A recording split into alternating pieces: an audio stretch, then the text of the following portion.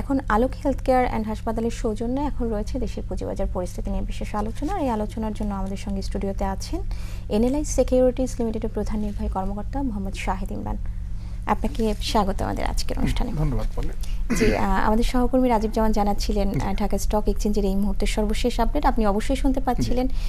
আমিও যদি সেই সাথে একটু বলি যে এই মুহূর্তে আমরা যেমনটা দেখতে পাচ্ছি যে মাত্র 239 কোটি টাকা টার্নওভার ছাড়িয়েছে এবং 29টি প্রতিষ্ঠানের মাত্র শেয়ারের দর বেড়েছে এই মুহূর্তে। তো এই অবস্থাটা কেন? আজকের অবস্থাটা বলে আপনিও জানেন যে আমরা দেশের ভিতরে একটা অস্বাভাবিকতা চলছে, একটা ব্লক চলছে, যার জন্য লেনদেন কম হচ্ছে। হয়তো মানুষ বাজারে আসতে পারেনি, যারা বাজারে লেনদেন করেন এরকম অনেকেই আজকে বাজারে পৌঁছতে পারেননি, এই কারণে লেনদেনের পরিমাণটা অনেক কমে গেছে। তবে গত কয়েকদিন কিন্তু লেনদেনের পরিমাণটা ভালোই ছিল এবং এটা 600-700 কোটির কাছাকাছি ছিল। আজকের এই ছাত্রদের আন্দোলনের কারণে লেনদেনটা কিছু কম হতে পারে বলে আমার ধারণা। একই কথা, আপনার যেহেতু লেনদেন কম, বাজারে ক্রেতা বিক্রেতার ঘাটতি আছে, যার জন্য বাজারও কিছুটা নেগেটিভ আজকে। তবে সকালে যে পরিমাণ নেগেটিভ হয়েছিল, এখন রাজীব যেটা বললেন, আমার মনে হয় বাজারটা কিছুটা রিকভার করে আসছে।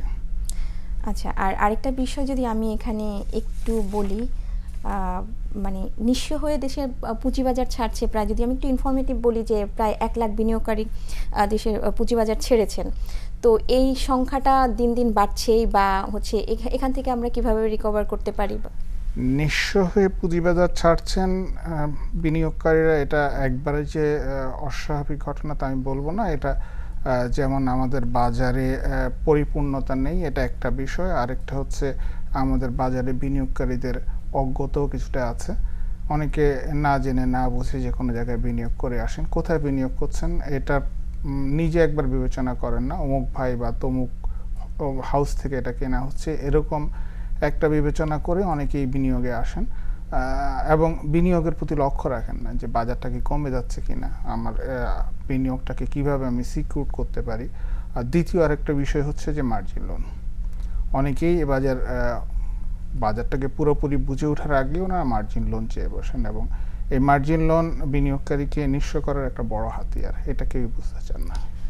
মার্জিন লোন নিয়ে আমি পরে কথা বলবো, তার আগে আপনি একটা কথা বলছিলেন যে ডেকোরেশনের, মানে ডেকোরেটিভ না আমাদের এই বাজারটা অনেক, সেই ঘাটতিটা আসলে কেন, কোথায় আছে?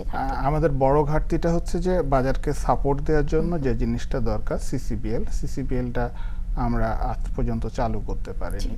আপনি দেখেন এই সিসিপি, ভারতে 1-এর অধিক সিসিপি আছে, পাকিস্তানে সিসিপি চালু হয়েছে 2001 সালে। যার জন্য কি হচ্ছে, ওদের অর্থনীতি আমাদের চেয়ে অনেক খারাপ হওয়ার পরেও পাকিস্তানের পুঁজিবাজার টিকে আছে।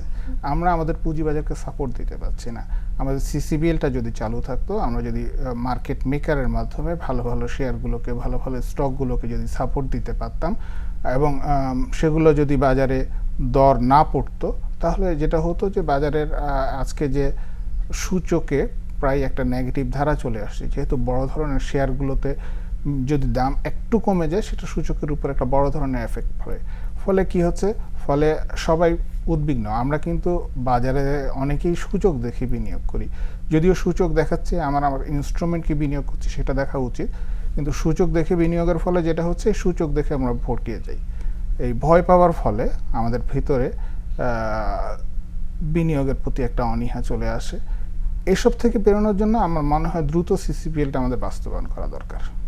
জি, আরেকটা বিষয় হচ্ছে যে আপনি ভালো কোম্পানিতে, কোম্পানি প্রোফাইল দেখে যে আপনি হচ্ছে শেয়ার বাজারে বিনিয়োগের কথা বলছিলেন, কিন্তু আসলে কি আমাদের এই ধারাবাহিকতা মেনটেন করে আমাদের শেয়ার বাজার? আমাদের শেয়ার বাজারে কিছু কোম্পানি অবশ্যই বেসিকটা কি মেনটেন করে? বেসিক কিছু কোম্পানি অবশ্যই মেনটেন করে, কিছু কোম্পানি করে না।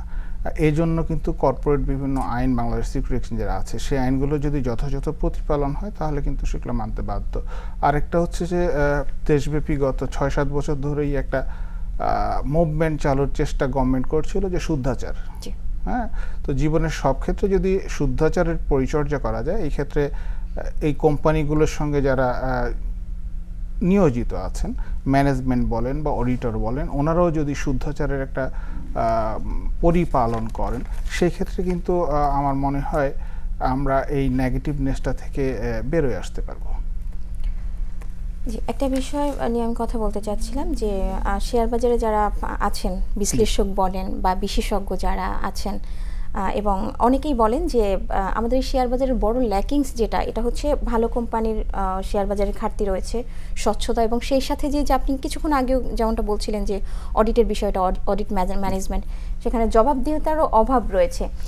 এই জায়গাগুলো থেকে আমরা কিভাবে বের হয়ে আসতে পারি, আর এই জায়গাগুলো আসলে স্ট্রং করার জন্য আমাদের কি করণীয়? জবাবদিহিতার জায়গাটা থেকে অডিটের জায়গাটা থেকে আমরা অনেক দূর উন্নতি করেছি, আমরা একদম করিনি যে তা বলবো না। ইতিমধ্যে বেশ কিছু মেজারের ফলে অডিটের বিষয়টা অনেকটা হয়ে আসছে, কিন্তু তারপরও এখনও আমার মনে হয় আরও অনেক জায়গা আছে যেগুলো খুব ভালোভাবে লক্ষ্য করা উচিত। আর ভালো কোম্পানি আনার ব্যাপারে কিন্তু আমরা অনেক দিন ধরে বলে আসছি যে আমাদের বাজারে গত 10 বছরে ভালো কোনো কোম্পানি আসেনি। ভালো স্টকগুলোকে আনার জন্য আমাদেরকে বিভিন্ন ধরনের স্টেপ নেওয়া যেতে পারে। তার ভিতরে একটা হচ্ছে যে ভালো কোম্পানিগুলোর জন্য আমরা যদি লিস্টেড কোম্পানিগুলোর জন্য যদি ট্যাক্সের একটা ভালো রিবেট দিতে পারি, তাহলে কিন্তু ভালো কোম্পানিগুলো বাজারে আসবে। আর বিনিয়োগকারীকে আসলে যারা শেয়ারগুলো বাজারে নিয়ে আসবেন, আমাদের বাজারে বিভিন্ন ধরনের সমস্যাগুলো একসময় যেটা ছিল সেটা কিন্তু অনেকটা কাটে আসছে এখন। সুতরাং এখন বড় বড় কোম্পানিগুলোকে সরকারের তরফ থেকে বা ঢাকা স্টক এক্সচেঞ্জের তরফ থেকে, চিটাগং স্টক এক্সচেঞ্জের তরফ থেকে বাজারে লিস্টেড করার জন্য ওনারা উদ্যোগ নিতে পারেন। বেশ কিছু উদ্যোগ নেওয়া হয়েছিল, আমি জানি গত 2-3 বছর ধরে বেশ কয়েকটা স্টেপ নেওয়া হয়েছিল, কিন্তু এগুলো আমার মনে হয় যথাযথভাবে ফলো আপ হচ্ছে না। ফলো আপ হলে ভালো কোম্পানি বাজারে আসবে। জি, আপনি যেমনটা বলছিলেন যে ট্যাক্স রিবেটের ব্যাপারটা, সেখানে কিন্তু আমার কাছে মনে হচ্ছে যে আরও গেইন ট্যাক্সটা হচ্ছে অ্যাড করা হয়েছে। তো এটা এই বাজারের জন্য আরও নেতিবাচক একটা বিষয় মনে হচ্ছে। গেইন ট্যাক্সের যে বিষয়টা অ্যাড করা হয়েছে, এটা আপনি 50 লাখ টাকার উপরে যদি কারো প্রফিট থাকে তাদের জন্য। কারণ আমাদের যেই বাজার গত 4-5 বছরে যাচ্ছে, এখানে 50 লাখ টাকা কজনে প্রফিট করেছেন সেটা একটা অবশ্যই দেখার বিষয়। তারপরও এটা একটা সাইকোলজিক্যাল ব্যাপার, এটা একটা নেগেটিভ ইম্প্যাক্ট অবশ্যই ফেলেছে। তবে গেইন ট্যাক্সের চেয়ে তো গেইন ট্যাক্স হচ্ছে বিনিয়োগকারীর জন্য। আমি যেটা বলছি, আমি যে ট্যাক্সটা বলছি সেটা হচ্ছে লিস্টেড কোম্পানির যে ট্যাক্সটা, সেটাকে রিডিউস করে নিয়ে আসা উচিত। লিস্টেড কোম্পানি এবং নন লিস্টেড কোম্পানির ট্যাক্সের ফারাকটা যদি বেশি হয়, তাহলে কোম্পানিগুলো লিস্টেড হতে উৎসাহী হবে। এবং এর ফলে কিন্তু আপনি আরেকটা প্রফিট পাচ্ছেন, যে লিস্টেড কোম্পানিগুলো, নন লিস্টেড কোম্পানির কিন্তু ডেইলি ট্রানজ্যাকশন হচ্ছে না, লিস্টেড কোম্পানিগুলোর প্রতিদিনই ট্রানজ্যাকশন হচ্ছে। এই ট্রানজ্যাকশনের উপরে কিন্তু গভর্নমেন্ট একটা ট্যাক্স পাচ্ছেই এখান থেকে। সুতরাং এখান থেকেও সরকার কিন্তু প্রফিট হতে পারে। গভর্নমেন্ট যদি ওইভাবে চিন্তা করেন যে আমি লিস্টেড কোম্পানির জন্য যদি ট্যাক্সের হারটা কমিয়ে দেই, তাহলে এই কোম্পানিগুলো তো স্টক এক্সচেঞ্জে লেনদেন হবে, সেখান থেকে তো আমি একটা পাচ্ছি। এই ক্ষেত্রে কিন্তু সরকার বিবেচনায় আনতে পারে। জি, আমরা এই বিষয় নিয়ে আরও কথা বলবো, তার আগে একটি বিরতি নিয়ে আসছি। দর্শক, নিচ্ছে একটা বিরতি, ফিরে আসবো একটু পরে, আমাদের সঙ্গেই থাকুন।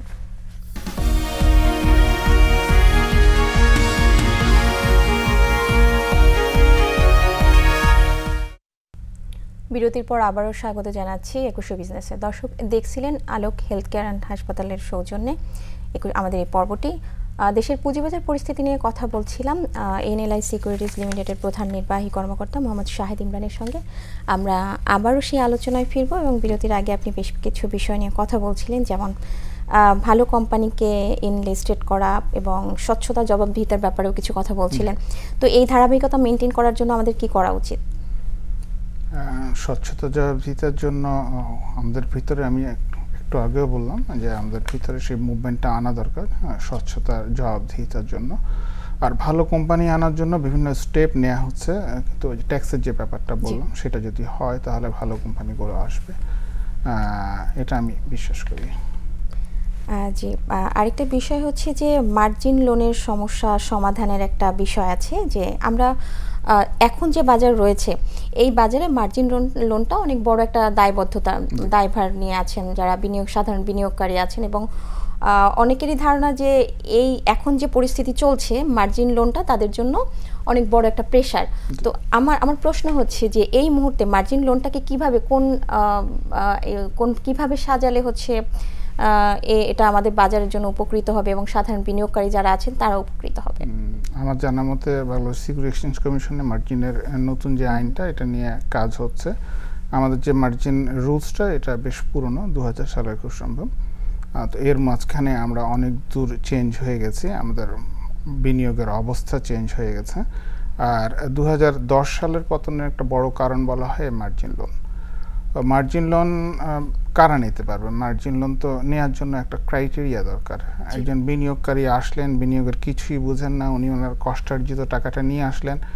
আপনি নিজে যদি একটা সাধারণ হিসাবে যদি আপনি 100 টাকা নিয়ে বাজারে আসেন, আপনি বাজার পড়ে গেলে 100% পড়ে গেলেও আপনার কিছু অ্যামাউন্ট সেখানে থাকবে।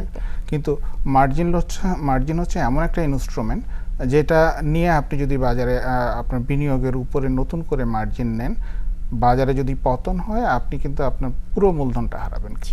এবং এর ফলে যেটা হচ্ছে যে অনেক বিনিয়োগকারী নিঃস্ব হয়ে যাচ্ছেন।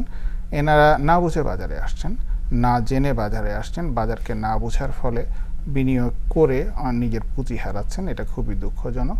আরেকটা, আমাদের পুঁজিবাজারে আসলে মার্জিন লোন তো একটা টার্ম লোন, একটা স্বল্পকালীন সময়ের জন্য লোন। তো এরকম কিন্তু আগের যে নিয়ম বা নীতিমালায় সেখানে কোনো বাধ্যবাধকতা ছিল না যে এটা কতদিনের জন্য হবে। যার ফলে হচ্ছে কি, আমাদের ইনস্টিটিউশনগুলো একটা ইনস্ট্রুমেন্টে হয়তো লোন দিয়েছেন বা বেশ কিছু ইনস্ট্রুমেন্টে লোন দিয়েছেন, গ্রাহক এই ঋণটা দীর্ঘদিন ধরে রেখেছেন। যার ফলে কি হচ্ছে, ওই ইনস্টিটিউশন এই টাকাটা নতুন করে খাটাতে পারছে না এবং এটা থেকে নতুন করে আর কোনো বিনিয়োগ আসছে না, শুধু ইন্টারেস্ট লাভের জন্য কিন্তু কোনো, আমার মনে হয় না কোনো হাউস লোন দেয়।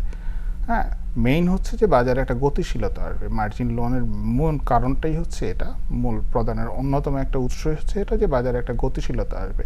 এবং এই যে এটা অনেকের ক্ষেত্রেই আমি দেখছি যে 1 বছরের অধিক, 2 বছর, 3 বছর মার্জিন লোনটা রয়ে যাচ্ছে। যার ফলে মার্জিন লোনকে একটা টার্ম লোন হিসাবে খুব স্বল্প সময়ের জন্য করে দেওয়া উচিত আমার মনে হয়, যে একটা সার্টেন টাইম পর্যন্ত এটা থাকবে, তারপরে এটা নতুন করে আবার অন্য কোনো বিনিয়োগ আসবে। এইসব নীতিমালাগুলো ডেভেলপ করা উচিত।